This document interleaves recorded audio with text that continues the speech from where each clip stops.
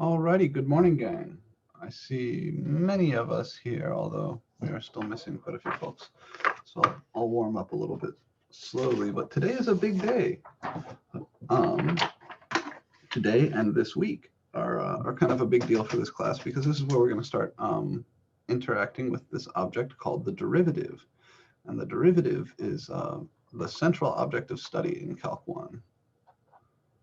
So let me, here, actually, we'll do the whole screen and then we'll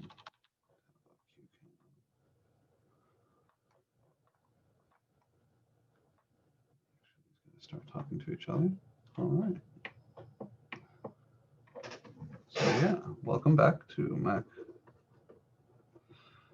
2311, section 002. Today's a lecture, and it's the 20th. It's inauguration day, and I won't say any more than that, just that today is the day. More important than anything going on in politics, today we are going to begin chapter 3.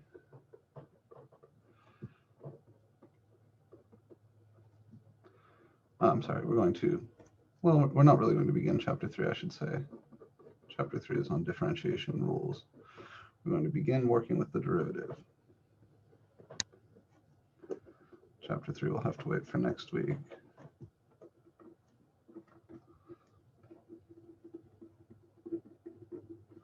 But it's the last few sections of chapter 2 that we're actually going to be digging into today. So where's Sumatra? Yeah, over here. So 2.7 and 2.8 are what we're going to look at this week.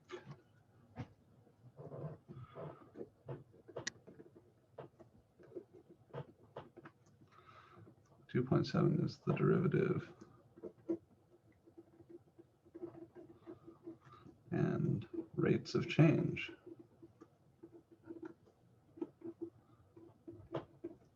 And then section 2.8 is where we begin studying the derivative as a function.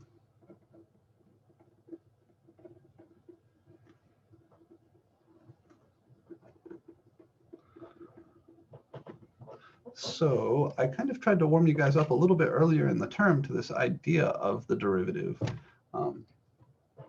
But I want to come back and revisit those concepts today, and we're going to look at them a lot more deeply, and then I'll show you how we actually do this calculation.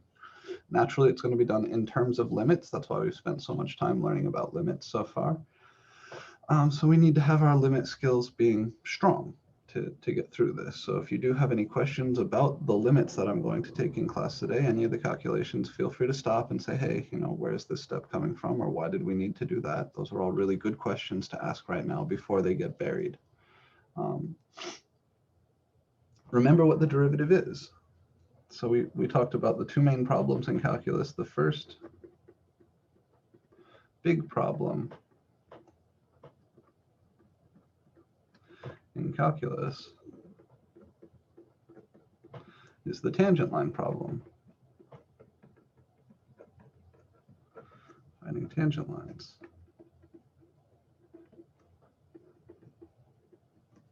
And remember what a tangent line to a curve is. Let's do it like this. If you have some point on the graph of your function, so here's the graph of f of x,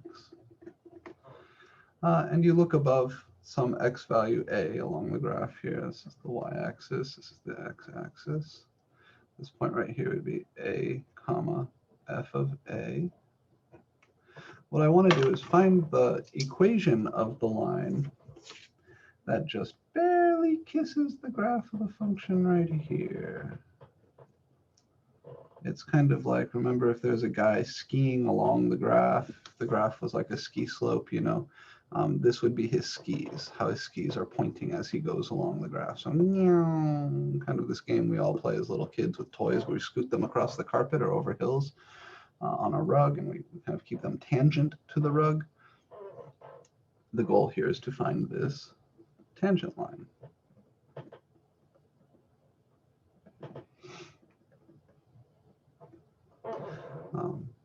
So that's what I'm going to teach you how to do today. I'm going to teach you, if you're given a function f of x and a number a in the domain of f of x, I'm going to teach you how to find the tangent line to f of x at x equals a. That's the big game.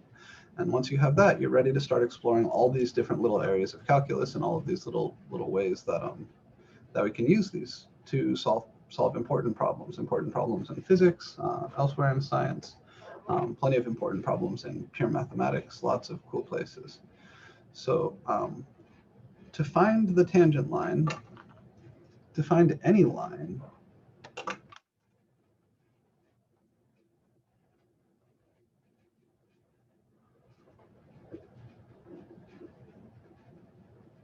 we need two things.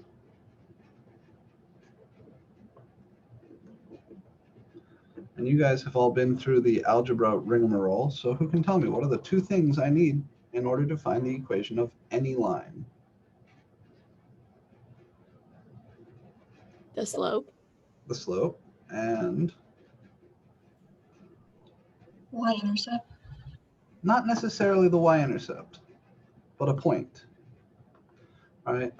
Generally, we will not have the y-intercept, but you need the slope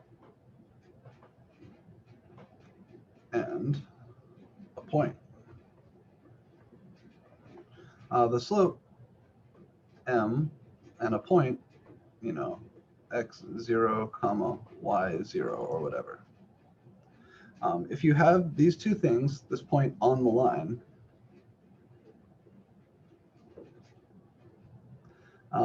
with these two things, you can form the equation using the equation of that line using the point slope formula.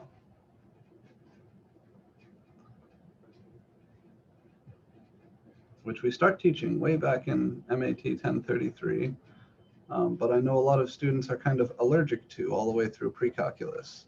So you need to become unallergic to this formula. We need to get comfy with this big guy here, because he is going to be our best friend. So once you have the slope of your line, and you have any point on the line, you can form the equation of that line using the point slope formula. The point on the line that we're going to be using for our tangent line will be a, comma, f of a, right? This point. The point where we know that line touches the curve. We call this the point of tangency.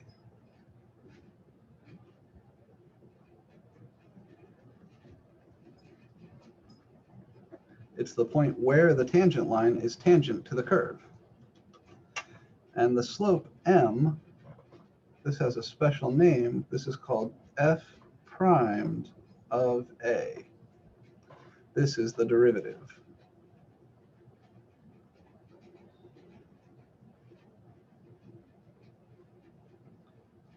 The derivative to f of x at x equals a. So the derivative, whatever that thing is what's going to give us the slope. And then the point that we need for our tangent line is going to be the point of tangency. It's going to be the point where you're trying to find the tangent line. So, you can imagine if a was like over here, this tangent line would look very different. Or if a was over here, this tangent line would look very different. So the place where you're doing the work matters. And we need to come up with the slope of this line. Once you have the slope of this line and the x and y value of the point of tangency, you can hook up the tangent line. All the work really is going to be going into here, right? Finding that slope. So that is going to be the hard part. Why my father is taking a call on me. At times he knows I'm at work, but hey. All right. So I want to show you a kind of moving picture with this. I wanted to show you this way back on day one, but I was having trouble logging into Desmos. I have since gotten in there, just in case I haven't been able to show you this yet. Let's see, slope of tangent line. Yeah, all right. So here's a particular red function and I'm able to move the point of tangency around with this slider. So right here, the purple line would be the tangent line to the red function at x equals 2. Over here, the purple line is the tangent line to the red function at x equals -2. Well, you know, we can fiddle around like this. Here's the tangent line to the red function at x equals 6. And you can kind of see, as I move the base point A, as I move the point of tangency around, how the tangent line itself changes. So I just wanted to kind of show you that. So you can develop a bit of an intuition for what tangent lines look like. That's what they look like, right? I wish I could drag this point around here on the notes, but it just doesn't quite work like that. So the question becomes, how do we find this slope, this derivative? And the answer is to think about it in terms of limits of secant lines. So I'm going to refresh you on what secant lines are, and then we'll do some calculations, and we're going to talk about rates of change. Does anybody need time to finish writing this?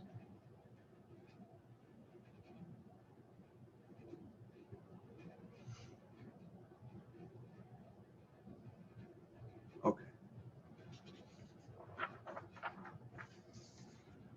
So how do we find the slope of a tangent line?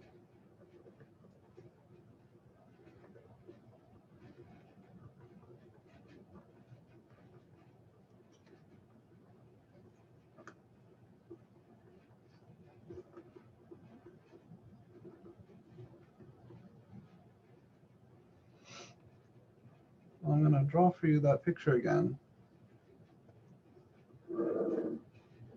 How did I draw it over here? Yeah, it's like that, right?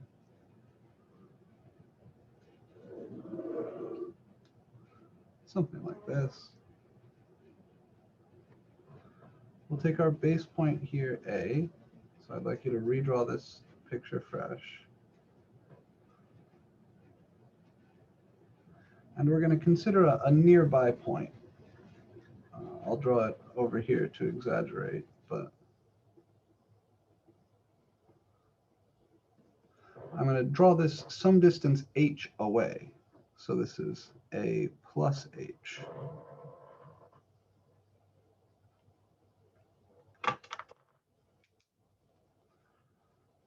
And then I consider not the tangent line, but the secant line connecting these points.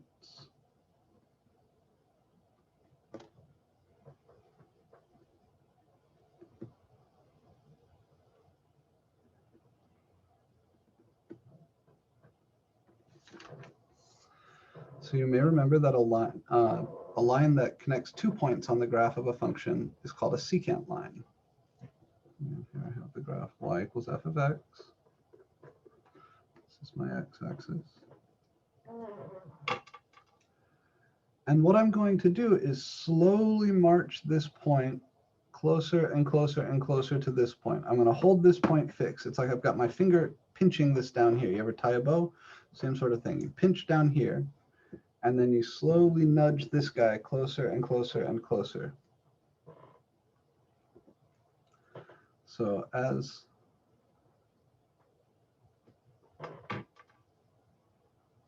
I'll draw a couple.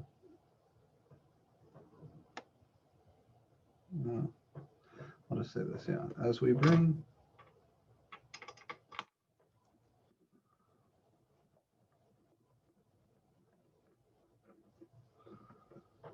the point on the right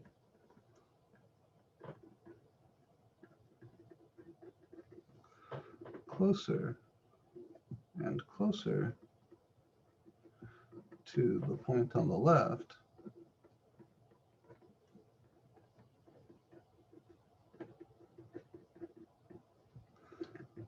the slope of the secant line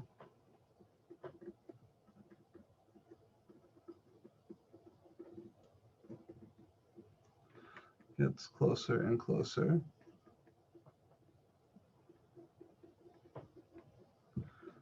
to the slope of the tangent line.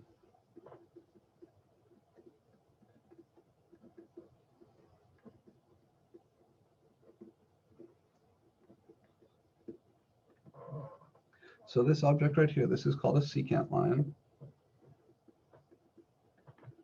And there is a connection there with the secant function that you know from trigonometry.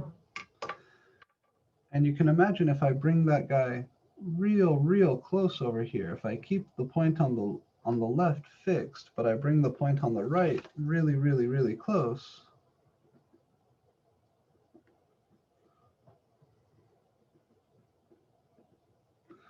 then this will get closer and closer to the tangent line that we want.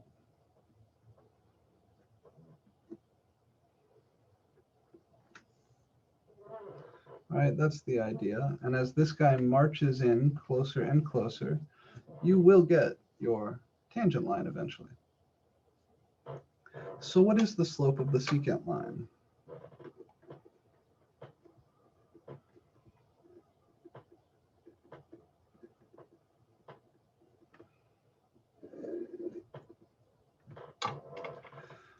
Well, if this is A, and we're on the graph of f of x, then just like before, this point up here is a comma f of a. If this is a plus h, and we're on the graph of f of x, then this is a plus h, comma f of a plus h.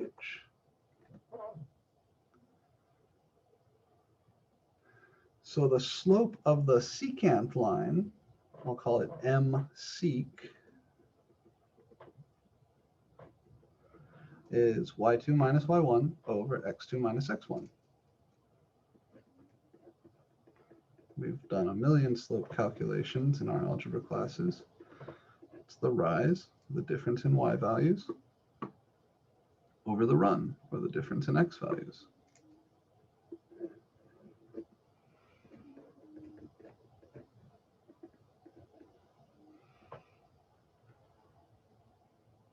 Okay.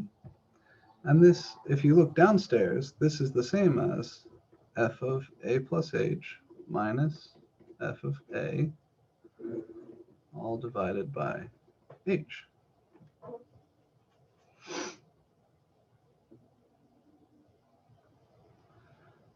So your rise is this little vertical distance, right? You kind of think about how you get from one of these points to the other one. You go over and up. So the rise is the difference of y values, this y value minus this y value. And the run is the difference of x values, this x value minus this x value.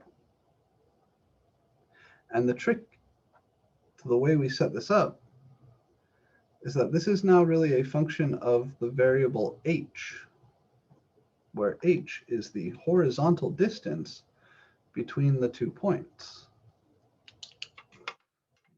Worth noting, if we come back in here, the distance from here to here, this horizontal distance, that's h.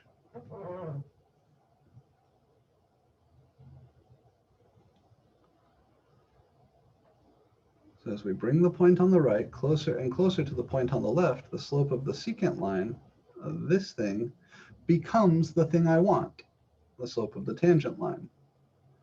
How can I represent what this looks like as I bring the point on the right closer and closer to the point on the left? What limit could I take to bring the point on the right closer to the point on the left?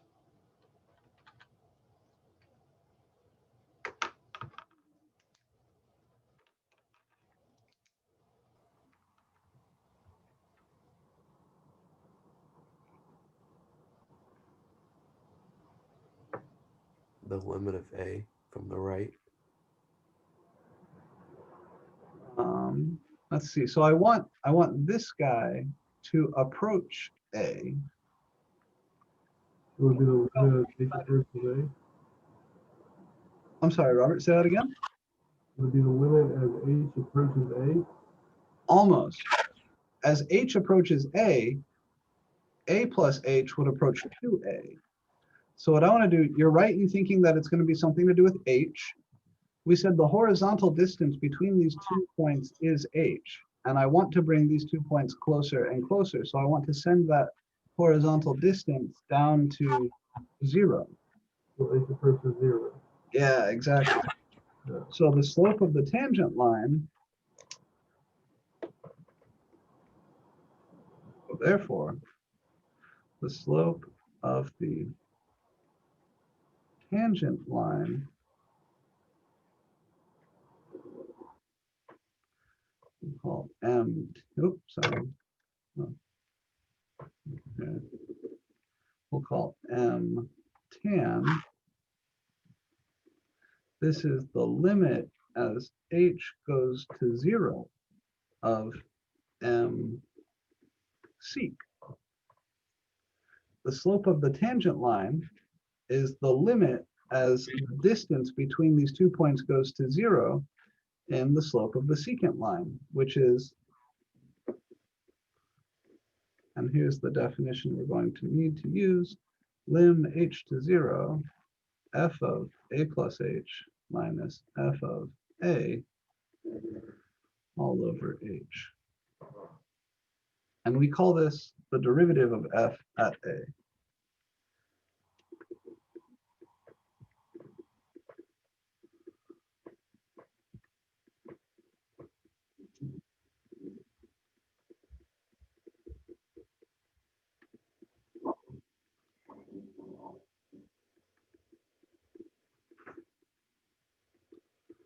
Or f primed of a for short.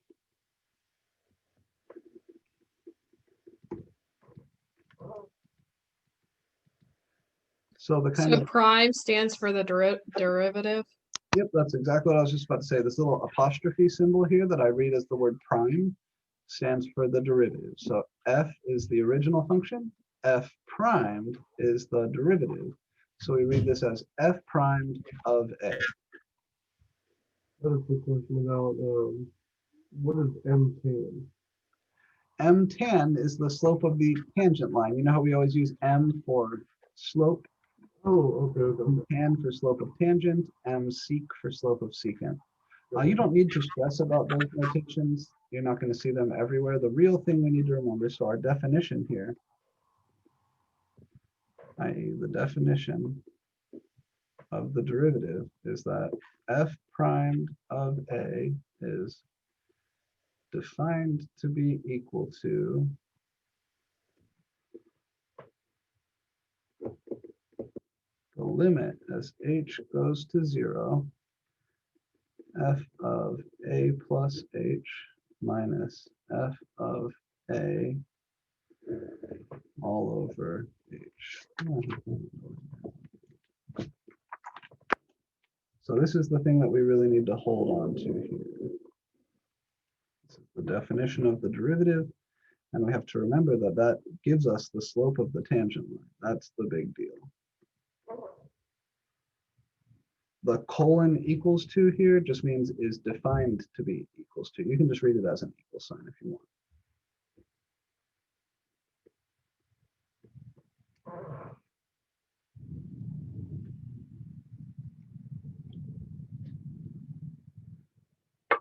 There are some pictures, and I think it's worth showing you the pictures. I'll hold here just for a Say second. after the f prime of a for what's For that sure. last word? For sure. Yeah, like this is a piece of notation that replaces all these words. So just like you might call Robert Bob for short, we call the derivative of f of x at x equals a, f primed of a for short. I have a quick question about the equation. Is that like a basic equation for the derivatives? This right here, yeah. Yep, this is going to be one of our fundamental foundational tools in this class. I just remember seeing it from another class or from pre-calculus. Yeah, you see this without the limit all the time in pre-calc. Without the limit, just this part right here, the slope of the secant line, Yeah. this is called the difference quotient, or sometimes the average rate of change for f of x from a to a plus h. Yeah, we show you guys this a lot in pre-calculus classes to get you used to the algebra, the function notation, And then the big deal is in calc, we send h to 0 to go from talking about secant lines to talking about tangent lines.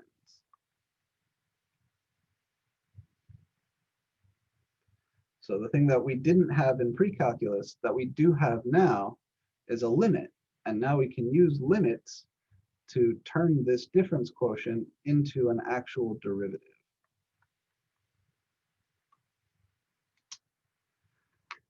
All right, I am going to pan away for a second to show you some pictures. The textbook has a few good ones. Let's see. Here we go. Yeah, so here is the second point moving closer and closer to the base point.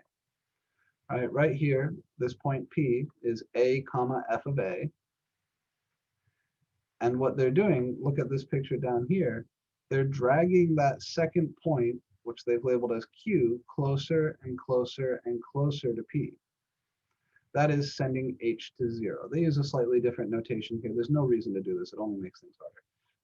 But bringing this second point closer and closer and closer to the first point has these blue lines getting closer and closer and closer to this red tangent line. And that red tangent line, that's what we want. I think they have one or two more pictures. Yeah, here's the picture as we've drawn it. Right, so here's the point A plus H comma f of A plus H, and the point A comma f of A. So we have here, this right here, P is our point of tangency, where we want to find the tangent line. And we want to bring this point Q closer and closer and closer to P. The way we do that is by sending H, which is the horizontal distance between them, to 0.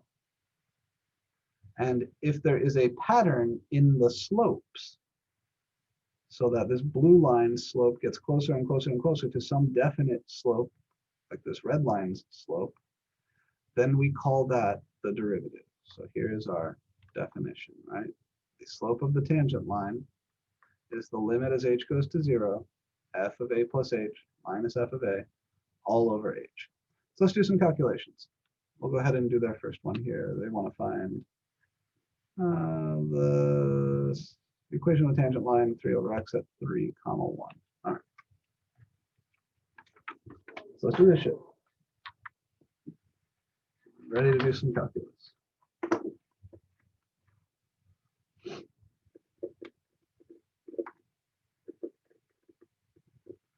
Find the equation of the tangent line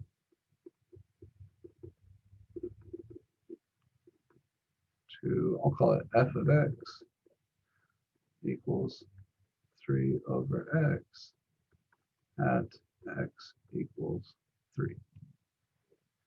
All right, so I'm stripping out some of the information they gave us so that we can reinforce our algebra skills and verify that we remember the shit we need to remember. First things first, rest in peace, Uncle Phil. We got to know, or we should know, what the graph of this thing looks like. It's a worthwhile thing to draw these graphs by hand. If you don't know, 3 over x is 3 times 1 over x. So 3 over x has a graph that looks a lot like the graph of 1 over x. And if we're looking, we'll call this 1, 2, 3. When x is equal to 3, f of 3 is 3 over 3, that's 1. So this is the point 3 comma 1. This is my point of tangency. All right, this is the point where we want to find the tangent line. And my tangent line, I can sketch what I think it's going to look like just based on this picture, right? I think the tangent line here is probably going to look like this. And it's doing its own thing sometimes. There we go. All right, so the tangent line there is probably going to look like this. It's that blue line that I want. I know the curve f of x here is 3 over x. This is my x-axis. All right. So we need two things to write down the equation of any line. I need the point, and I need the slope. The point is the point of tangency. It's always the point a comma f of a. And there will be problems where you need to figure out this y value for yourself, where it's not given for you. I just say find the tangent line to this function at this x value. Well, to find f of 3, you would plug 3 into this function. So a here is 3, and f of 3, I already did the calculation. You plug 3 in for x, so you get 3 over 3, that's 1. So that's your point of tangency. The slope is going to be f primed of 3. So that's what we need. We need to find f primed of 3.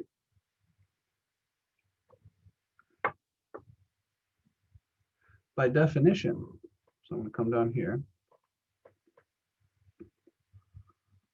F primed of 3 is the limit as h goes to 0, f of 3 plus h minus f of 3 all over h. So I'm just taking that definition for f primed of a, and I'm plugging in 3 for a, right? Because 3 is my base point here. So will that definition for the f times a plus h and all that, will that be the definition for each equation?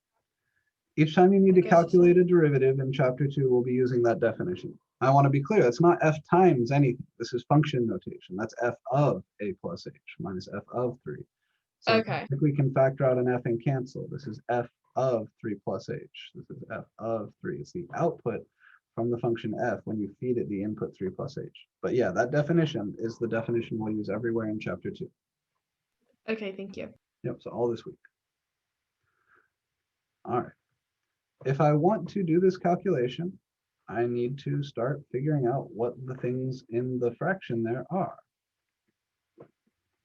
So if f of x is 3 over x, what is f of 3 plus h?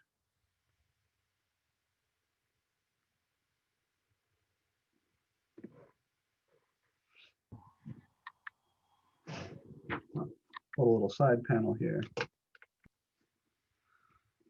You don't have to write this down, but I do want you to think along with me, and I want you to remember the discussion here. If f of x is 3 over x, then what is f of 3 plus h? Isn't it 3 over x plus h? So let's give some options. Is it 3 over x plus h? 3 over 3 plus h? 3 over 3 plus h? 3 over x plus h minus 3 plus applesauce. Probably not the last one. Which one of these is f of 3 plus h? B? Yeah, B, right? Remember, the way you calculate f of anything is by taking the thing that's inside the parens here and replacing x by that in parentheses. Commonly, these two are confused. These two are not the same thing, totally different animals. So you need to be very, very careful. Make sure you remember how functions work, right? How function notation works. Just for fun, something I say to my college algebra kids, it makes them giggle so they remember. If f of x is 3 over x, then f of dog shit would be 3 over parentheses dog shit. F of your mom would be 3 over parentheses your mom. So certainly it's true that f of 3 plus h would be 3 over parentheses 3 plus h. All right, this is how function notation works, and we need to be super duper clear on this. Are there any questions about why I'm claiming this bottom line is true?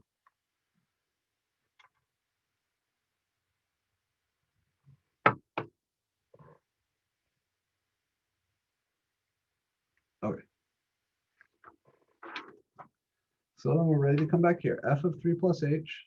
So I've still got my equal sign. I've still got my limit, right? We're using good notation. We're writing things clearly.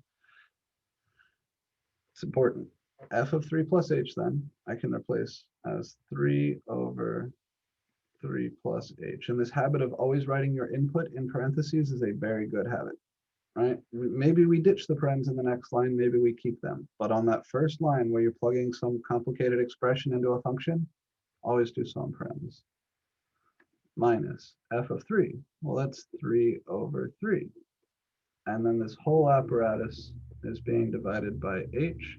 And remember that fractions are grouping symbols. The top and bottom of every fraction is always thought of as being in parentheses.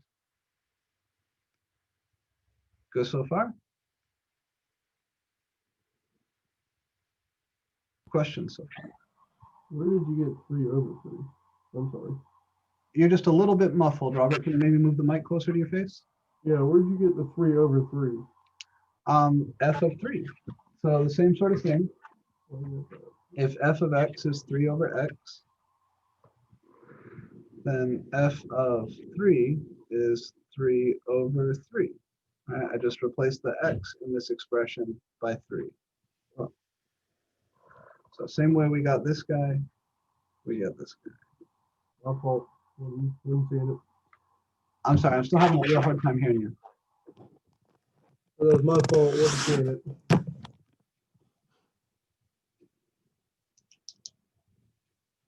That's all right. Was there another question though? Is there something else we need to address? Nope. Okay. Okay. So from here, it's like one of the problems you guys were working last week, right? You had a bunch of things that looked kind of like this in your homework last week. We just need to be brave and careful with our algebra. So don't cancel unless you're sure you can cancel. What we've really got going on here is a difference of two fractions in the numerator of a fraction. So I'd like to rewrite all of this as a single fraction. And in order to do that, I need to perform this subtraction. I'll go ahead and do a little simplification here. This is 3 over 3 plus h minus 1, all being divided by h. That makes things look a little less scary. And now if I want to subtract the two fractions up here, I'll need to multiply top and bottom by 3 plus h here to get the same denominator. So this will become lim h to 0, 3 over 3 plus h minus 3 plus h over 3 plus h, all divided by h.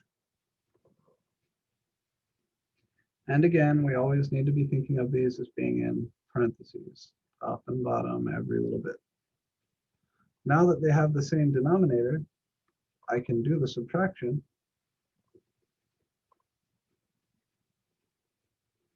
I'll have 3 minus, and here's where those parentheses are really important, parentheses 3 plus h, all over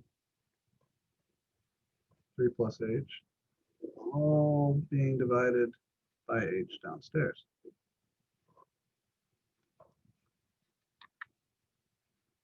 I can distribute, distribute this negative.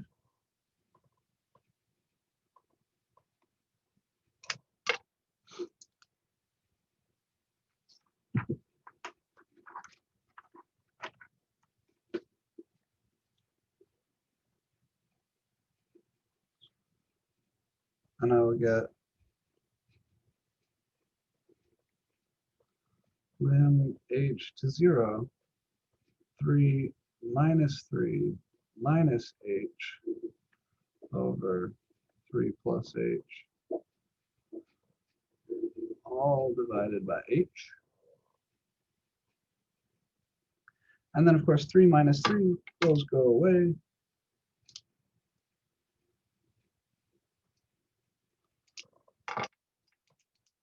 So I'm left with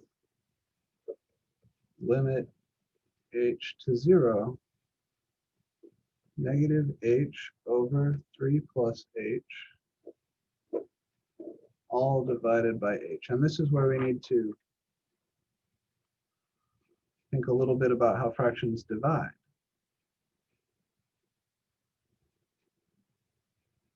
The h downstairs I can think of as h over 1.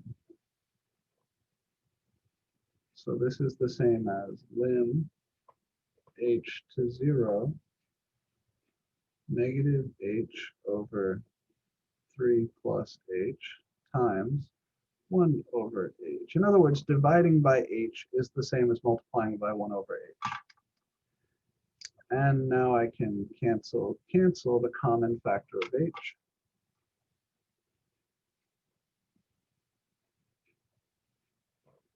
And as I send h to 0, we'll have negative 1 over 3 plus h to work with. As h goes to 0 in that expression, that goes to negative 1/3.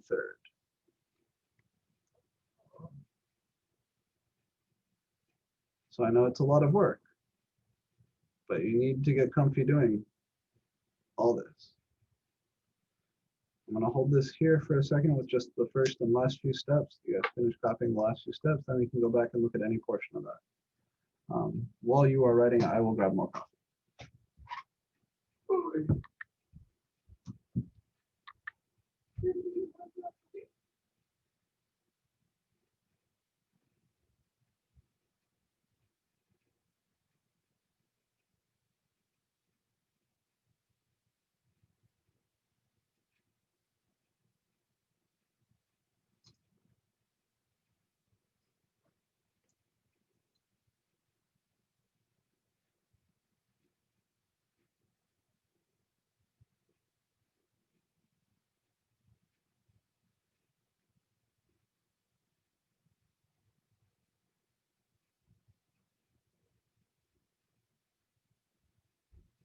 All right, so how are we feeling about this calculation? Are there any questions about any of these steps?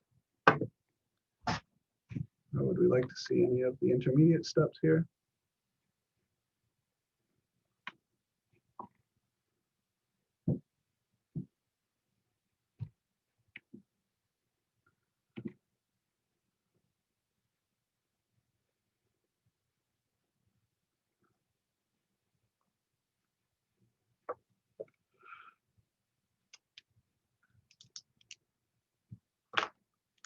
Okay, then we're almost done. So, good news. F primed of 3, we now know is negative 1/3.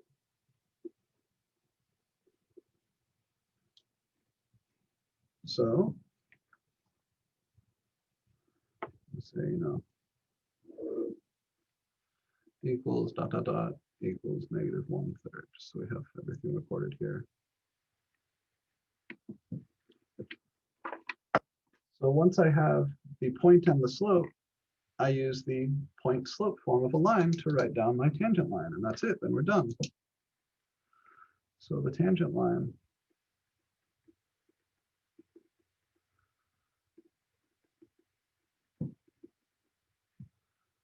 y minus y0 equals m times x minus x0.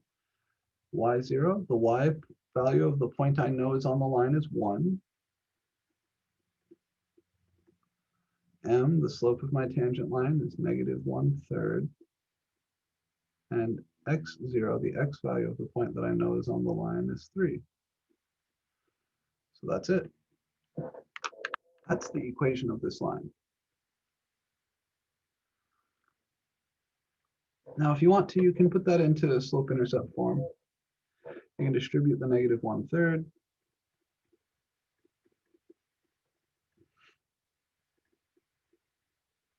And you get y equals negative 1/3 x plus 4. So this line's y-intercept, if you wanted to track it, would have come out to 4. But the important thing here, we didn't need the y-intercept. At no point was the y-intercept necessary or even helpful. What we did need is a point on the line. And when you're finding a tangent line, that point will always be the point of tangency. It'll always be the point that is shared between the line and the graph. And we needed the slope, which came from the derivative, which came from this calculation. So we need to get real comfy doing these calculations. That's why you had some of these in your homework last week. And you'll see many more of them in your homework this week. But it's always this same algorithm. I want you to find the equation of a tangent line to a given function at a given point. This is what you do. We Is will it, this eventually- is more Yeah. of like an algebra question, but with the y equals -3 times negative 1/3 x plus 4, up above that a few times, wouldn't the negative 1/3 get distributed to the -3 also? Oh, did I not distribute that? I didn't, did I? Yeah, no, I intended to. Sorry, thank you. Good catch, good catch. So when we distribute this, this will become a +1. Sorry. So this will become a +2. Yeah, thank you. You're 100% correct. Thank you. Yeah, I thought something felt off about that picture. Yeah, this should be a 2. All right. Yeah, so we distribute the 1/3, you get negative 1/3 x plus -3 times negative 1/3. That's +1. Yeah, thank you.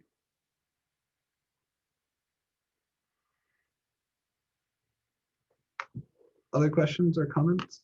I really do appreciate that. Thank you. Adrian. Oh, I didn't mean to unmute, but I guess so. For the top of that, the y minus, is that y of 0? Yeah. So this point slope form of a line, this is the equation of the line through the point x0 comma y0 with slope m. Okay. Yeah, Thank you. it's a very useful formula, point slope form of a line. Other questions or comments here?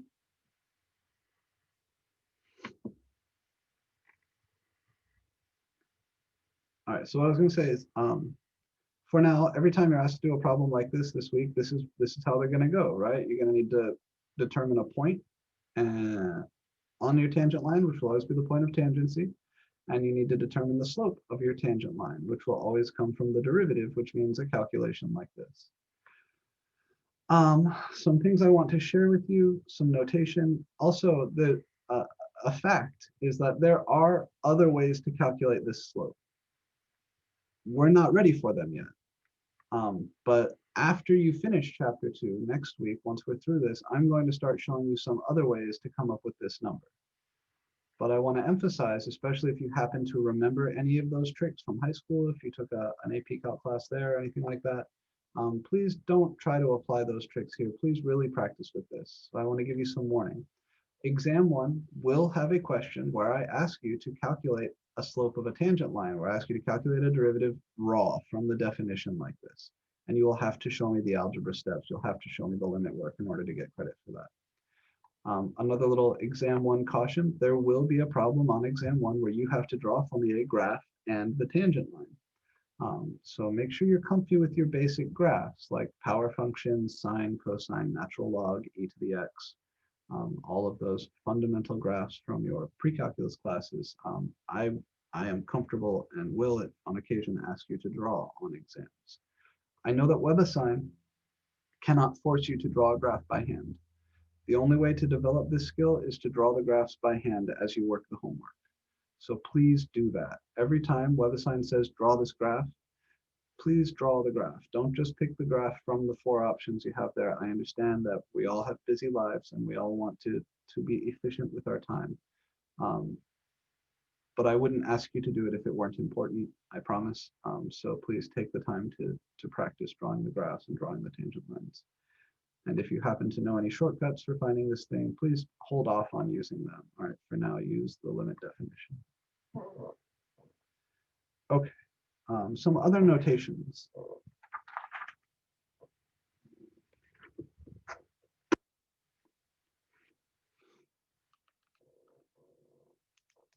Let's see, actually, I don't think I need to introduce the Leibniz notation yet. We've got some time. Are they going to do it? Maybe we hold off. No, yeah, here it is. Yeah, okay.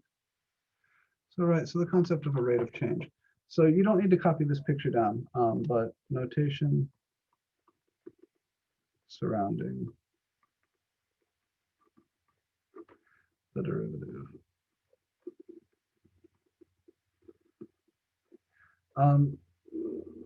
Just how the Inuit people have a bunch of words for snow. That's an old saying and I don't know how true it is. The derivative is something that mathematicians use all the time. And so there's 100 different ways of writing the thing, and different people like different notations. We've seen that the derivative f primed of a is how we like to write this lim h to 0 f of a plus h minus f of a all over h. There is another way to calculate this, and this piece I would go ahead and write down here, is the limit as x approaches a of f of x minus f of a all over x minus a. These two actually say exactly the same thing, and this is a more useful form of notation for what we're going to do later. But it turns out that if you want to, you can, it's just an algebra equivalence. You can write it like the way on the right as well. And some problems, some explanations, some things you may see in the book and in the videos may make use of that alternate definition. Notice that these really are slopes.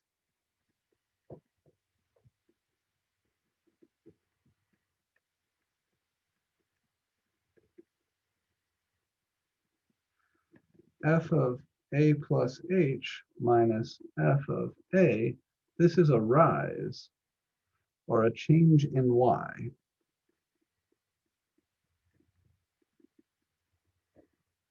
And there's a mathematical notation for change in. It's this uppercase Greek delta. So sometimes you'll see people write that as delta y.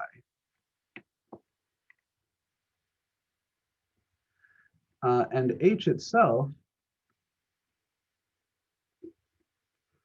is a run or a change in x.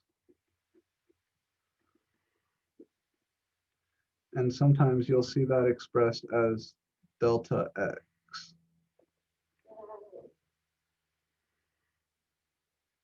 So the notation above, the expression above,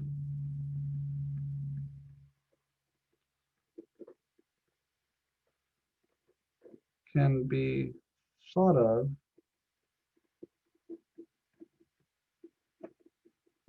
as limit delta x goes to 0, delta y over delta x.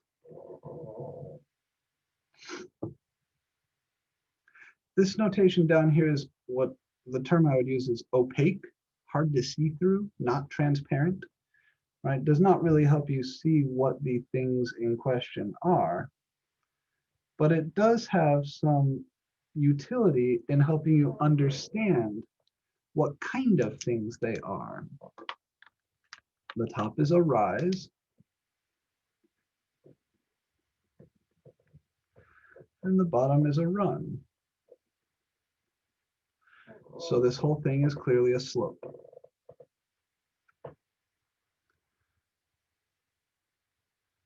Some people like a notation that's called a Leibniz notation for the derivative, and I'll introduce that when we get a little bit further along and we talk about the derivative as a function, where you can replace the deltas, those triangles, by the Latin letter D.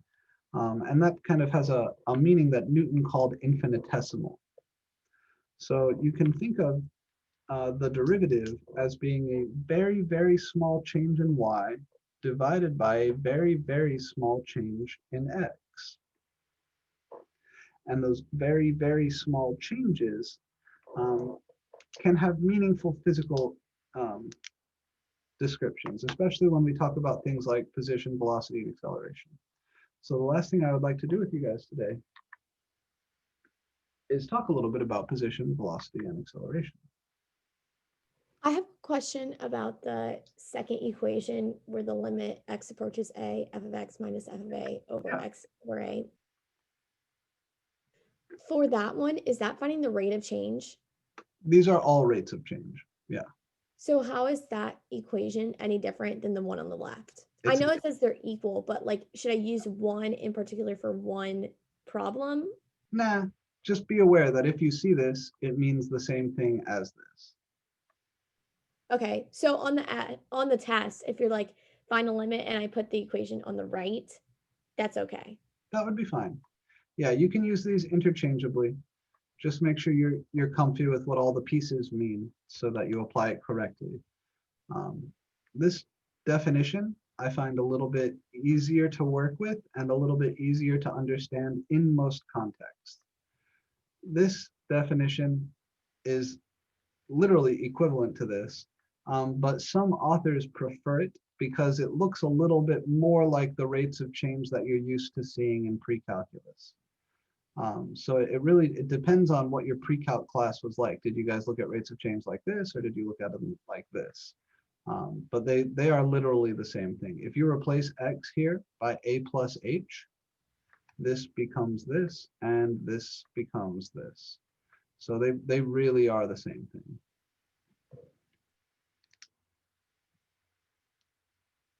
Okay. So I want you to take a second now. I'm going to ask you to imagine a scenario with me. I have a little dude, and he's on a horizontal track.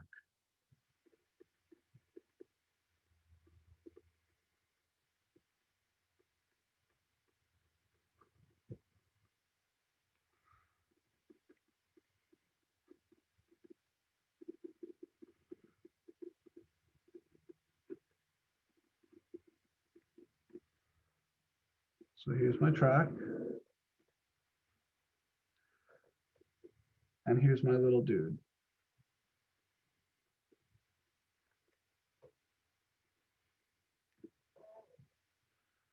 So pan this up a little bit.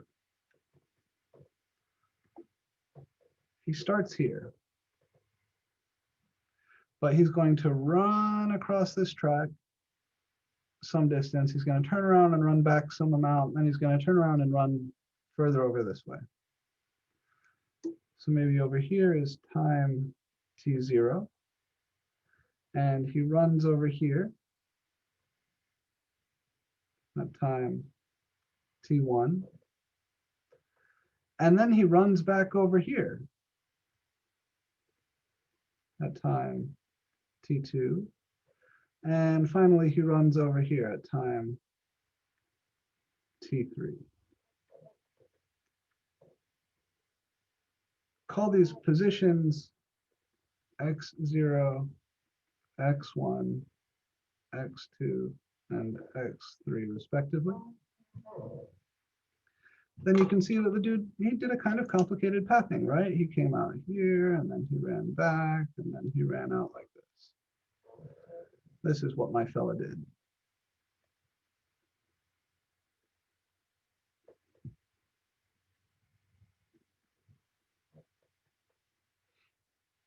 This is called rectilinear motion, or one-dimensional motion. I want to be able to talk about a bunch of things, like the guy's average velocity, his change in position relative to his change in time. And I also want to be able to talk about his displacement, like how far did he end up from where he started versus how far did he travel overall.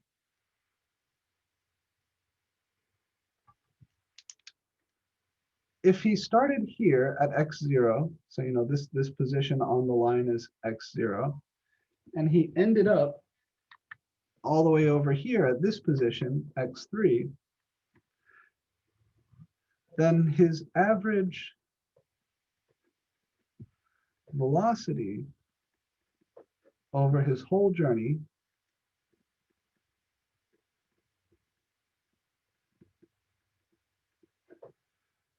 would be the total change in distance, right? Over here is x3, over here is x0.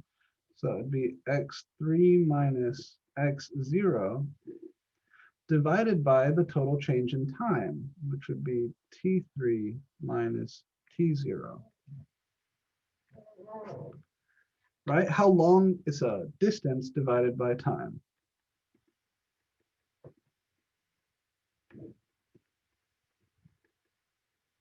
Really, displacement divided by time. So this would be his average velocity, right? We're all familiar with this idea that speed is distance times time, or that, sorry, speed is distance divided by time, like miles per hour. I would like to talk a little bit about the graph, the x comma t graph. So here's him running along the track, but if I want to plot his position relative to his time, that would be a two-dimensional graph. So down here I'll have my t-axis, and up here I will have my x-axis, x being position. I'll mark off down here like t0, t1, t2, and t3. And I'll mark off some positions, x0, x1, and then he came back to get to x2, right? x2 is actually below x1, or to the left of x1, and then x3 was way out here. So if I want to graph his position with respect to his time, I know at time t0, he's at x0. At time t1, he's at x1. At time t2, he's at x2. And at time t3, he's at x3. All right. The average velocity over his whole journey, I'm not going to draw it in because it's going to clutter things, is the slope of the line connecting these 2 points, the starting point here and the ending point here. The slope of the pen is his average velocity over the whole journey. This point connecting this point. Because that is the rise from x0 to x3, my numerator, divided by the run from t0 to t3, the times, the denominator. Right now, this graph is only telling me a few moments. But up here, I told you what he did. You know, he started over here and he walked all the way out to x1, and then he walked back to x2, and then he walked out to x3. So I can fill in. I'm going to tell you what happened at all the moments in between.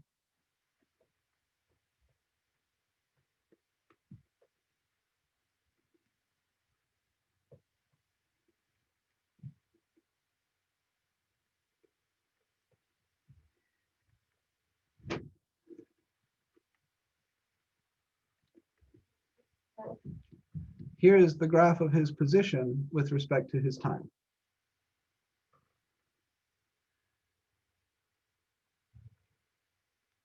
I want you to think about what happens at t1. When we first come out here and he walks, okay, he's walking, he comes out to t1. He turns around and walks backwards. And then he turns around again and walks out. Those correspond to these turning points on the graph. Here he's walking away from the starting point, back towards the starting point, away from the starting point again. His average speed between time t0 and time t1 is the slope of the line connecting this point to this point. But what if I want to know his exact speed at any given moment?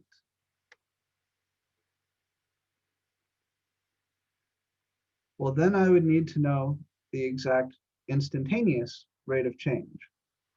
So the average speed, or average velocity, I should say, can be calculated as an average rate of change.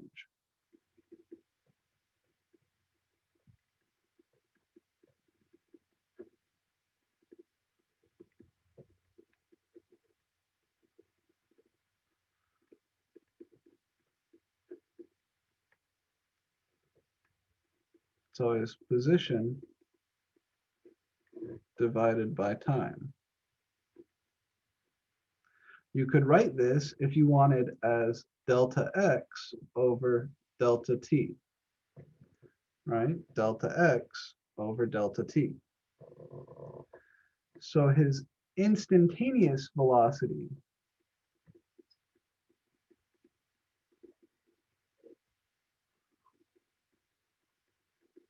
like if he had a little speedometer on him, that would be a limiting case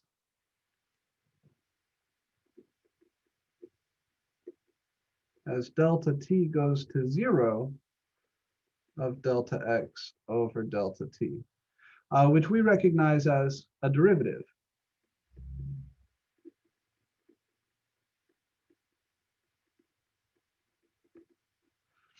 So if I want to know, like right at this moment, right here, just before we turn around, how fast am I going right there?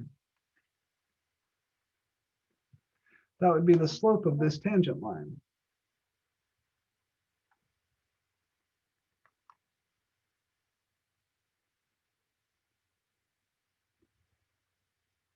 The word here is instantaneous.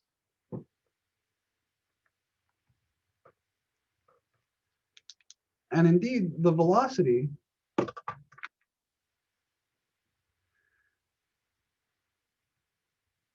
well, I'll leave it here, I think. I don't want to push you too hard.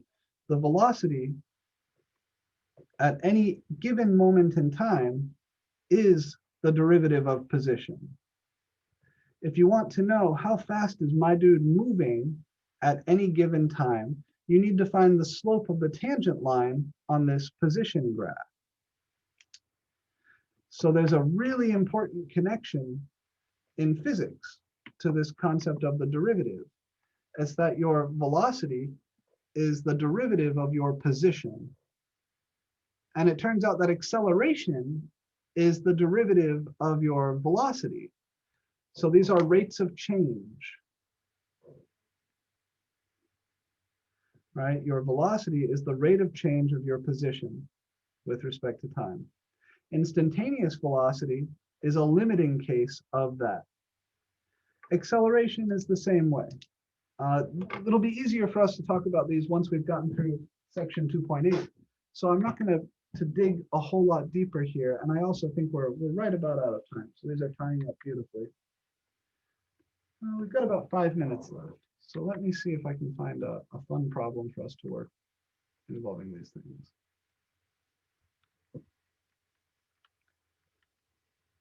Let's see. Velocity, right. Yeah, okay, recognize this being derivative, find that as the instantaneous rate of change. So we can go ahead and say this in general.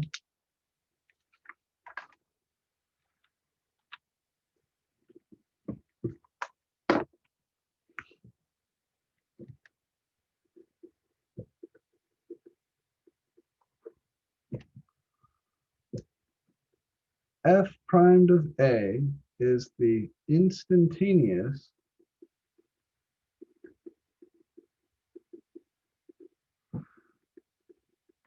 rate of change for f of x at the moment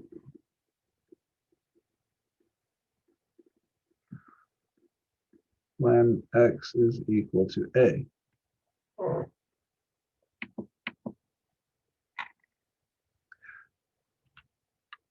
some specific cases. Sorry, here, I should leave this here.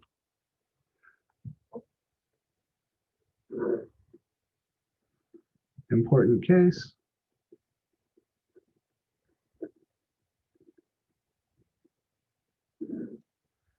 If x of t is the position of a particle at time t, then its derivative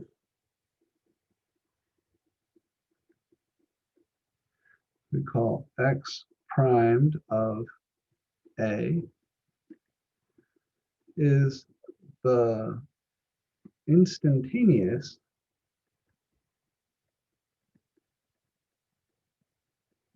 velocity of that particle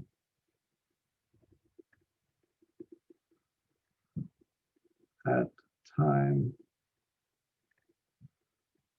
t equals a.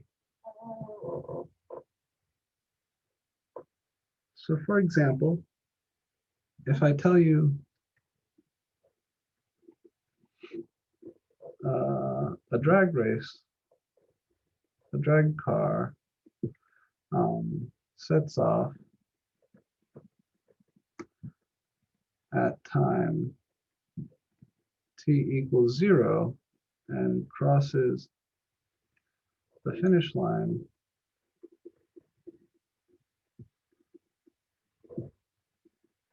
at time t equals 4 with position function x of t equals, let's see, I guess I could use meters per second, or let's say x of t equals 200 times t squared. What the hell? Find the speed at which it crosses the finish line.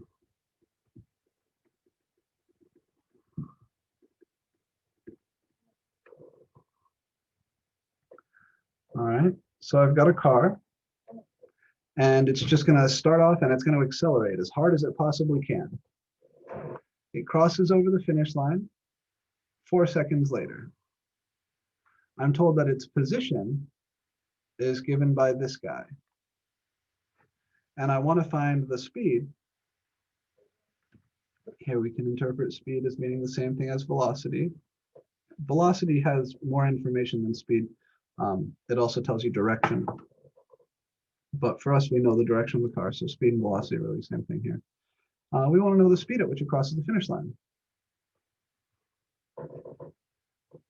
So what I'm looking for is the instantaneous rate of change of the position at the moment when the thing crosses over the finish line. In other words, what I'm looking for here is the rate of change for the position x primed of 4.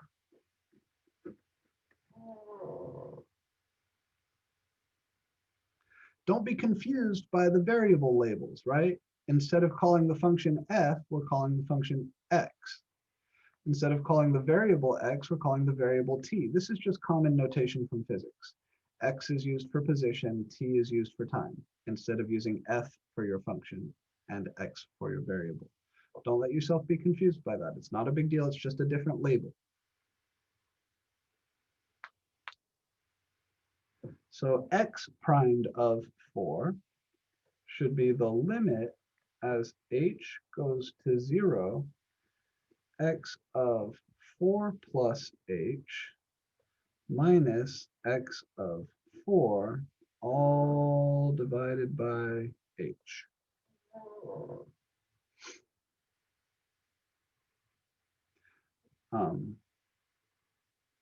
I should tell you here that time is being measured in seconds. And position is being measured in meters.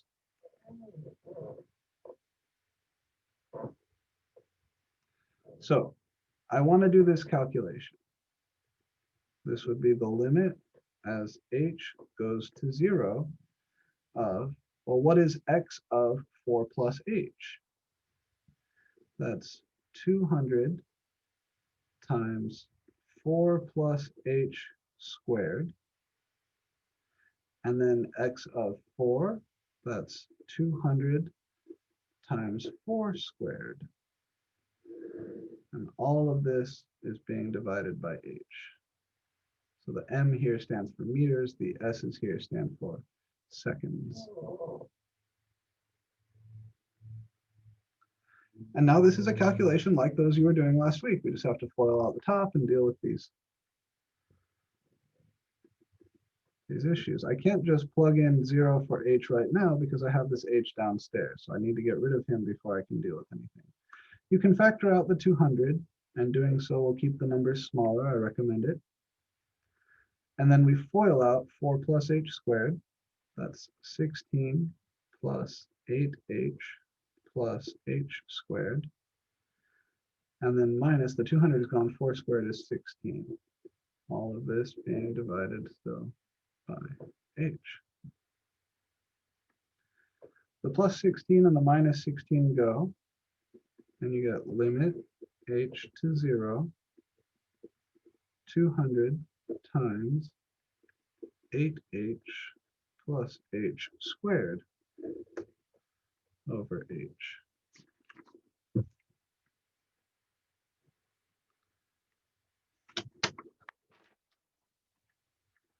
Next, we factor in h from the top.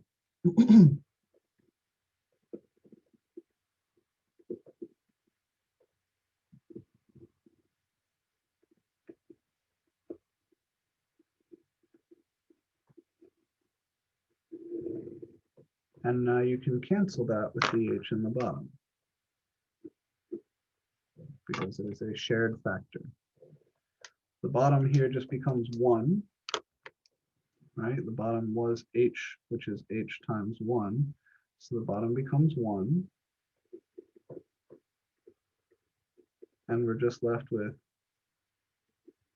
200 times 8 plus h all over 1. And if you send h to 0 in that, you just get 200 times 8 plus 0. 200 times 8 is 1600. So this thing is going 1600 meters per second as it crossed over the finish line. Now I made these numbers up. These may not be realistic. But this is how you do these calculations. No special purpose to the brackets. Yeah, just choosing those instead of parentheses. You could use parentheses there if you preferred.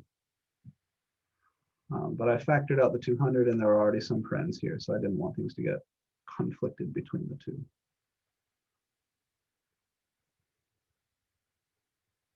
All right, so these sort of calculations are a very big deal in physics. We cannot cancel the 200. The 200s do not cancel. Here, this 200 is multiplying 4 plus h squared. Here, this 200 is multiplying 4 squared. Those can't be canceled.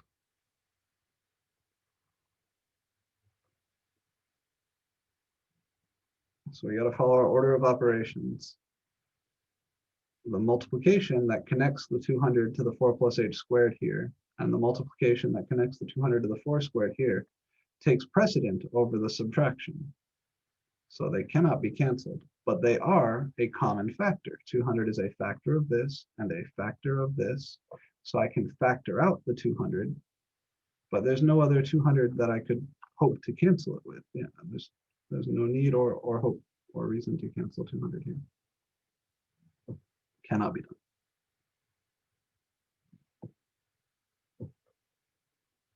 So we're getting at something important there, and that's that the algebra is a big, big deal in this class. And that's going to be true not just here where we're taking limits to find derivatives, but every bit of this class. The algebra is going to be a big deal. Well, h is the same as h times 1. Right? I am the same as me times 1. 5 is the same as 5 times 1. X is the same as x times 1. And h is the same as h times 1. I'm just trying to explain why this ends up being a 1 on the bottom, because I've gotten some questions about how to factor and how to cancel lately. So I want to be clear about that. When we cancel these h's, the bottom doesn't become 0. You can't have a 0 downstairs. The bottom becomes 1 because h is the same as h times 1. In the same way that 5 is 5 times 1, and I am myself times 1. I'm glad these questions are coming up. These are good things. You want to ask them now. Are there any other questions about the algebra here?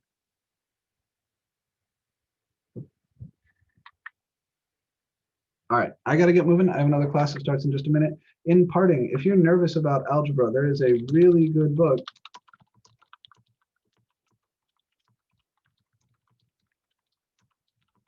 called Just in Time for Early Transcendental Calculus on Amazon for about 20 bucks. You might want to copy paste that out of the chat here.